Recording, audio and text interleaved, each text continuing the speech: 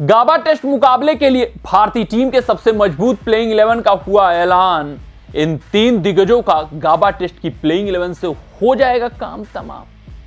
अगर हम बात करें भारतीय टीम की तो एडिलेड टेस्ट में उन्होंने 3 बड़े बदलाव किए। पर्थ टेस्ट में जीते थे लेकिन उन्होंने विनिंग कॉम्बिनेशन के साथ छेड़छाड़ किया। हालांकि 2 बदलाव जरूरी थे, 2 बदलाव आवश्यक थे, वो होने ही होने थे। वो सबको पता था कि पर्थ टेस्ट भारतीय टीम हारेगी चाहे जीतेगी, एडिलेड टेस्ट में 2 बड़े बदलाव होंगे। लेकिन जो तीसरा बदलाव उन्होंने किया वो बदलाव आश्चर्यजनक रहा। उसका खामियाजा भारतीय टीम को भुगतना पड़ा। उसके कारण भारतीय टीम को भारी भरकम नुकसान उठाना पड़ा। तो गाबा टेस्ट मुकाबले में क्या कुछ भारतीय टीम की प्लेइंग 11 की रणनीतियां रहेंगी? एडिलेड टेस्ट हारे हैं तो गाबा टेस्ट मुकाबले में किस तरीके की प्लेइंग 11 चुनेंगे, इस पर सभी की निगाहें टिकी हुई हैं। और अपने इस रिपोर्ट में हम आपको पूरे विस्तार से, पूरे तफसील से ये बताएंगे, ये समझाएंगे कि गाबा टेस्ट के लिए भारतीय टीम की सबसे मजबूत प्लेइंग 11 क्या कुछ होने वाली है, किन 3 दिग्गजों के ऊपर तलवार लटकेगी, किसके साथ प्लेइंग 11 में छेड़छाड़ होगा। आप इस वीडियो में अंत तक बने रहिएगा।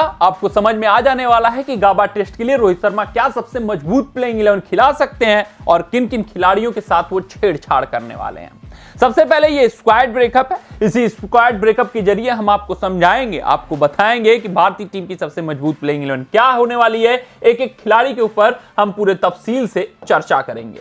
आते हैं सबसे पहले ओपनिंग बल्लेबाजी की गुत्थी को सुलझाते हैं, क्योंकि ये बड़ा गुत्थी बन चुका है। यहां पर इतने हमारे पास ओपनर हो चुके हैं कि किसको ओपन कराएं ये रोहित शर्मा के लिए समस्या का विषय बन चुका है। बात करें पर्थ टेस्ट मुकाबले की तो वहां रोहित शर्मा उपलब्ध नहीं थे, जिस कारण से कमाल लाजवाब राहुल और यशस्वी जायसवाल ओपन करते हुए दिखे। इतनी बेहतरीन इन्होंने साझेदारी कर डाली कि जब रोहित शर्मा उपलब्ध हुए एडिलेड टेस्ट मुकाबले के लिए तो वो विवस्था के कारण अपने आप को मिडिल ऑर्डर में शिफ्ट किए। लेकिन हुआ ऐसा कि रोहित शर्मा इतना फेल हो गए, रोहित शर्मा को था पता तक नहीं लगा कि यहां पर कैसे बल्लेबाजी करनी होगी, किस तरीके से पार्टनरशिप करना होगा। और ऑस्ट्रेलियन टीम अपने आप को कंफर्टेबल पोजीशन पर पा रही थी कि रोहित शर्मा आएंगे तो हम चुटकियों में उनका विकेट निकाल लेंगे। जिस कारण से दिग्गजों का मानना है और सभी क्रिकेट प्रशंसकों का भी मानना है कि रोहित शर्मा अगर प्लेइंग 11 में खेल रहे हैं तो रोहित शर्मा को बतौर ओपन करना चाहिए, बतौर ओपनर खेलना चाहिए और उनको पारी की शुरुआत करनी चाहिए। इससे क्या होगा कि रोहित शर्मा अपने कंफर्टेबल पोजीशन पर खेलेंगे। कमाल लाजवाब राहुल, जिनके पास अभी हाल फिलहाल अनुभव है मिडिल ऑर्डर में खेलने का, चाहे आप ओडीआई फॉर्मेट देख लो, वहां नंबर 4-5 पर खेलते हैं, आप चाहे टेस्ट फॉर्मेट देख लो, इस श्रृंखला से पहले वो मिडिल ऑर्डर में ही खेला करते थे।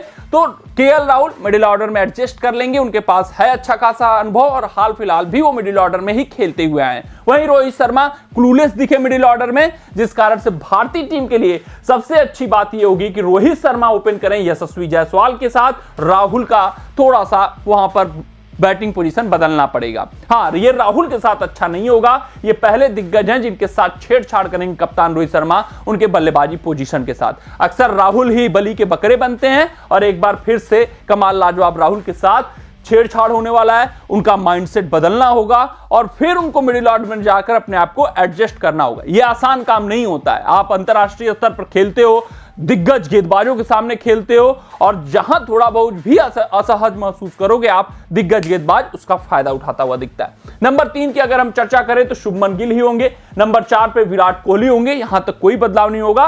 और नंबर 5 भी भारतीय टीम का फिक्स है, ऋषभ पंत होने वाले हैं। तो ये 5 खिलाड़ी आपको बैटिंग क्रम में खेलने वाले मिलने वाले हैं। यानी कि रोहित शर्मा टॉप ऑर्डर पे जाएंगे, बतौर ओपनर खेलेंगे और राहुल नंबर 6 पे आपको बल्लेबाजी पोजीशन में मिलेंगे।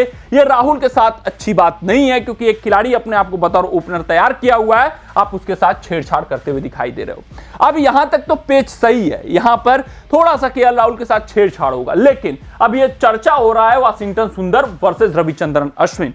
यह बात हमें पर्थ टेस्ट में ही पता चल गई थी कि अगर विदेशी सरजमी पर खेलना है, ऑस्ट्रेलियन कंडीशन में खेलना है, तो वाशिंगटन सुंदर, रविंद्र जडेजा और रविचंद्रन अश्विन, इन तीनों दिग्गजों में इस वक्त सबसे बेहतर विकल्प वाशिंगटन सुंदर हैं। लेकिन एडिलेड टेस्ट में क्या कुछ रोहित शर्मा का माथा घूमा, माथा फिरा कि उन्होंने रविचंद्रन अश्विन को प्रीफर किया वाशिंगटन सुंदर के ऊपर। हाँ, गेंदबाजी को मजबूत करना चाहा उन्होंने सोचा कि मैं प्लेइंग 11 में आ चुका हूं, उसके अलावा शुभमन गिल एंट्री कर चुके हैं, तो हमारा जो बैटिंग क्रम है वो मजबूत हो चुका है, तो अब हमें बैटिंग डेप्थ नहीं बढ़ाना है। लेकिन अभी भी जरूरत है भारतीय टीम को वाशिंगटन सुंदर की बल्लेबाजी की, क्योंकि रोहित शर्मा के अंदर वो कॉन्फिडेंस नहीं नजर आ रहा है। मिडिल ऑर्डर में हमें अभी भी वाशिंगटन सुंदर चाहिए ही चाहिए। उसके अलावा रविचंद्रन अश्विन ऐसा नहीं होगा गाबा में आपको 4-5 विकेट निकाल कर दे देंगे, वहां वाशिंगटन सुंदर 1-2 विकेट निकाल लेंगे। रविचंद्रन अश्विन बहुत होगा तो 3 विकेट निकालेंगे, यानी अश्विन गेंदबाजी में 20 पड़ेंगे तो सुंदर 19 रहेंगे, बहुत ज्यादा कम नहीं होंगे। और बल्लेबाजी में ये बहुत वाइटल प्रूफ हो सकते हैं, ये बल्लेबाजी में बहुत ज्यादा पार्टनरशिप कर सकते हैं, चाहे नीतीश रेड्डी के साथ कर लें, चाहे ऋषभ पंत के साथ कर लें, चाहे केएल राहुल के साथ कर लें, तो वाशिंगटन सुंदर को प्रेफरेंस मिलना चाहिए, रविचंद्रन अश्विन का पत्ता कटना चाहिए। फिर नीतीश रेड्डी बेहतरीन खेल रहे हैं, लाजवाब खेल रहे हैं। फिर उसके बाद अगर हम 3 गेंदबाजों की बात करें तो जसप्रीत बुमराह, मोहम्मद सिराज फिक्स हैं, लेकिन अब चर्चा आकाशदीप वर्सेस हर्षित राणा हो रही है।